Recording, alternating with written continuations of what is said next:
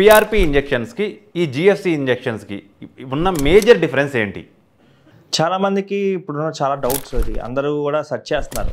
నేను యూట్యూబ్లో కానీ వాటిలో కానీ నేను చూస్తున్నాను ఏంటంటే ఈ పిఆర్పికిను కొత్తగా వచ్చిన జిఎఫ్సి ట్రీట్మెంట్స్కి డిఫరెన్సెస్ ఏంటి అనేది వాళ్ళకి టెక్నికల్గా అర్థం కాకపోవచ్చు. నేను చాలా సింపుల్గా చెప్తాను. ఏంటంటే ఒక పిఆర్పి ఇంజెక్షన్స్ అనేవి అవుట్డేటెడ్ అని చెప్పాలి. పిఆర్పి ఇంజెక్షన్స్ అనేవి ఒక 25 years నుంచి ఉన్నాయి. గ్రోత్ ఫ్యాక్టర్ కాన్సన్ట్రేట్ ఇంజెక్షన్స్ అనేవి చాలా కొత్తగా వచ్చిన ఇంజెక్షన్స్. ఏంటి డిఫరెన్స్?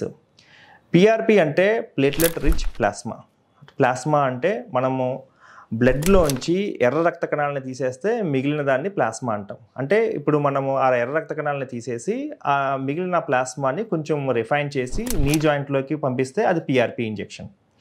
సో మనకి యాక్చువల్గా లోపల ఈ గుజ్జు పట్టాలంటే మనకు కావాల్సింది ప్లాస్మా కాదు. ప్లాస్మా లోపల ఉన్న ప్లేట్లెట్స్ లోపల ఉన్న ఈ గ్రోత్ ఫ్యాక్టర్స్.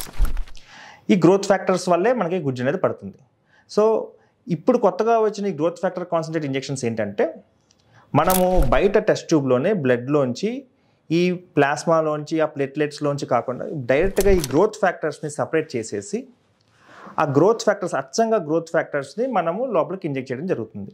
సో ఆబ్వియస్గా ఏంటంటే ఇది highly refined and concentrated when compare to PRP injections. ఇంకా చెప్పాలనుకుంటే పిఆర్పి ఇంజెక్షన్ క్రూడ్ ఆయిల్ అనుకుంటే కనుక ఈ జిఎఫ్సి ఇంజెక్షన్స్ అనేవి ఏంటంటే పెట్రోల్ లాంటివి అనమాట. అంటే highly refined injections when compare to PRP injections.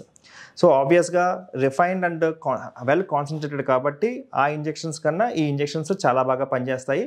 And అట్లాగే ఏమైనా చిన్న చిన్న రియాక్షన్స్ లాంటివి మనము పిఆర్పిలో ఎంతమంది చూసినవి కూడా ఇట్లాంటివి కొత్తగా వచ్చిన ఈ ఇంజెక్షన్స్లో మనం ఆ రియాక్షన్స్ కూడా ఏమీ చూడట్లేదు.